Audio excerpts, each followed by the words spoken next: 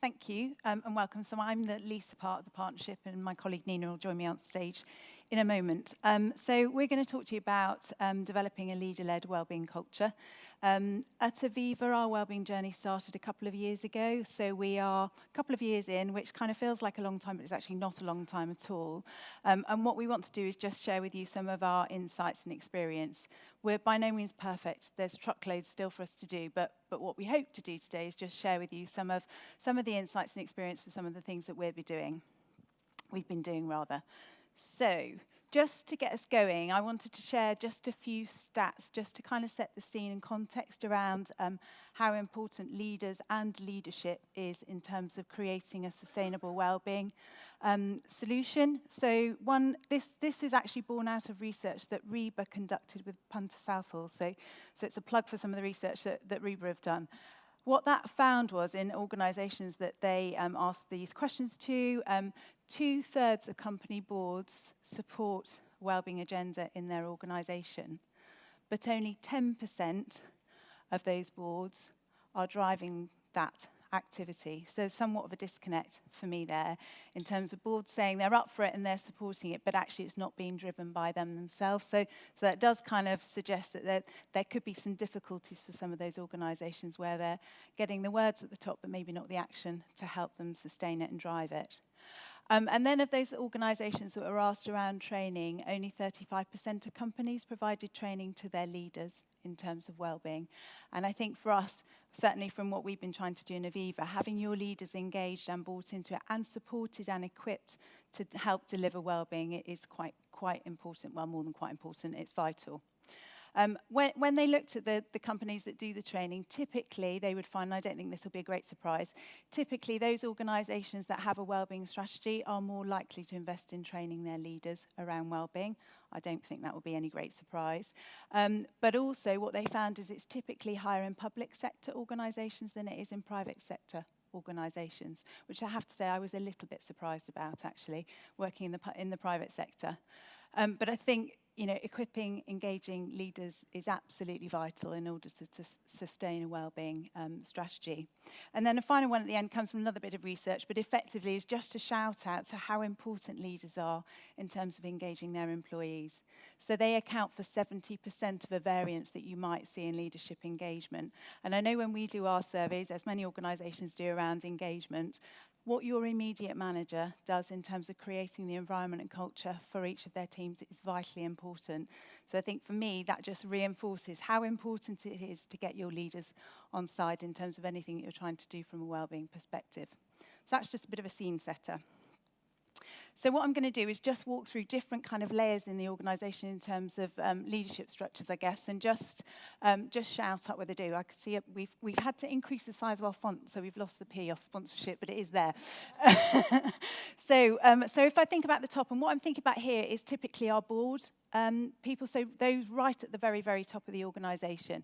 And what we've got from them and what we want from them actually is a piece around sponsorship. So having them publicly supporting the work that we're doing on wellbeing is vitally important, and we shouldn't underestimate how important it is to get those people at the top shouting for it. That drives advocacy. It kind of sends a signal through the organisation that says actually wellbeing is important and it's something that we should pay attention to. Don't underestimate that. Role modelling is also really important. So getting them to walk the talk, and that can be a bit of a challenge because that might be things like what are their daily habits and their behaviours. So what do they do about lunch breaks? When do they send emails? When do they respond to emails? How do they talk about the wellbeing choices that they make? So, but getting them to do some of that role modelling will create buy-in throughout the rest of the organisation. And then finally, investment. And this can be investment of time and resources. Typically, those at the board level will be the ones that will be able to make the big priority calls. They can decide where resources are directed to within the organisation. They can make the calls around whether time can be invested, whether people can be invested, and whether money can be invested. And you need that to drive a sustainable wellbeing culture.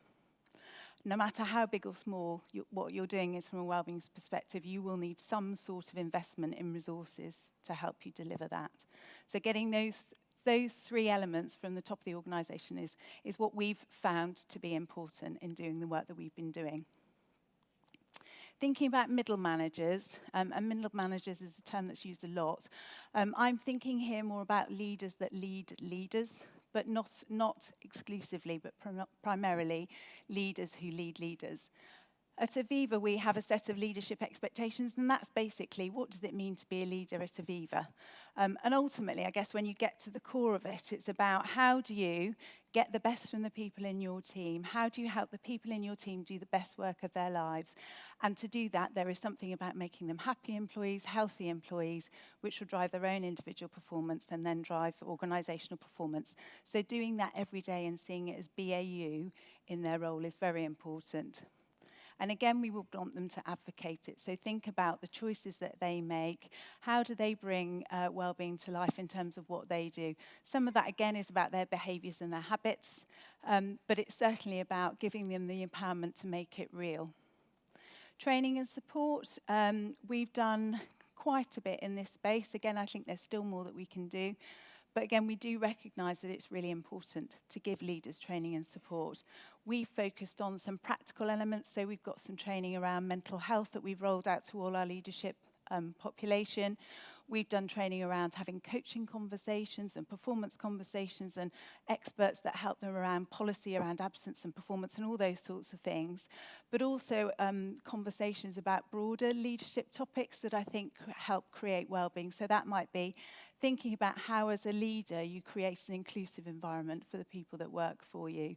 Thinking about what you do around flexible working and those sorts of things, because all of those will contribute to an individual's well-being at work. And then also giving them some data and insight. This is not about individual data and insight, this is about aggregated trends, really. So particularly thinking about whether there are nuances in their organisation that they should pay attention to. We've got leaders that will manage teams across different sites. So are there differences that they might be seeing in their locations? Are there different trends they might be seeing in the causes of absence that help them kind of think about what are the initiatives that they should introduce that are particular to their team? And then finally, I love this, bottom up. And I'm conscious of time, I need to leave enough time for Nina. So we have, at Aviva, we've got a network of health heroes. They are volunteers, agnostic of grade, agnostic of job, agnostic of hierarchy, and in any way. They don't have to be selected to do it. They literally stick their hand up and say, I want to get involved in wellbeing. And that creates an enormous wave of engagement through the organisation. They're organised by site, so they get to do whatever they want to do within reason across their site. Sorry, flicking the button. Go back. So they get to organise activities by their sites, and our sites can range from 5,000 employees to 25 employees, but it's within their gift, without an awful lot of governance and rigour, to organise activities across their site that they feel people would get engaged in. And again, we give them some data and insight to help them do that, and they also are able to collect it themselves through their own surveys that they might do. But they have been a massive cultural movement in the organisation and huge agents for change, beyond which I've seen ever in Aviva, actually. I've been there a very, very long time. So if I think about the things that have really made a difference for us, we had senior sponsor from the business and a senior sponsor from the people function. They created visibility and some cut-through, so they managed to get things moving and get them moving quickly. We've had senior leaders, much as Alan talked about, who have talked about their own experiences around mental health, publicly and emotionally, and people that I would look at and go, crikey, I'd have absolutely no idea at all, which helps people think, gosh, you know, it happens to people I would never expect it to happen to. And then our health heroes who've been these fabulous, fabulous agents for change across the organisation. They created a real movement and driven things incredibly well and sustainably across the organisation. I'm going to hand over to Nina to talk about some of the insights and outcomes from all of that. Thanks, Nina. Thanks, Lisa. Good afternoon all. So I'm going to start by answering the million-dollar question. What impact do wellbeing initiatives have? I'm not, actually. I'm going to talk about experiences, because if I had the answers to that, I'd probably be doing a different job. It's something that I think we're probably all trying to understand. What's the impact on your business of introducing these initiatives? And I'm going to put up a slide now, and it's going to have some stats on it. And one of these stats is probably going to make you sit back, so I'm going to talk about that one quite quickly. So this is our experience at Aviva so far. I'm going to start by talking about absence days, because you probably look at this one, like I did, and think, crikey, absence days are going up. That probably commercially feels a bit concerning, a bit worrying about what that means for us. But interestingly, based on the initiatives that we've introduced, our absence profile has changed. So where we once were seeing long-term absence, we're now far more effective at managing those. So we intervene far more quickly. So we have triggers in place for people that are off for physical conditions after 4 weeks, but 2 weeks for mental health. And so we're seeing that we're managing people back into the workplace far more effectively and kind of mitigating that longer-term view. Short term, yes, we're seeing incidents increasing, but I think this links to stigma and having those open, honest conversations that we've allowed our leaders to do, which says to people, it's okay, you can go home, you can have a breather, take that time. Also, don't feel obliged to turn up if you're feeling not the best. So it doesn't just relate to mental health, it relates to absence in its totality. So having those conversations at leadership level, empowering leaders so that they don't have to engage HR in every absence incident or every conversation that may have been previously a little bit disconcerting or challenging. So giving those the skills that Lisa's talked about, yes, is driving up our absence days. So incidents, yes, but I think overall what we're saying is that that provides that support and acknowledgement to our workforce that coming in when you're not feeling the best is not going to work for anybody. So take that time and people feel more supported and productive on the back of that. So sort of kind of mentioned around stigma and mental health, that it's all interlinked. I think engagement for us has been key, and Alan, you talked about it likewise. So engagement, really this is where you've got to get it at every level.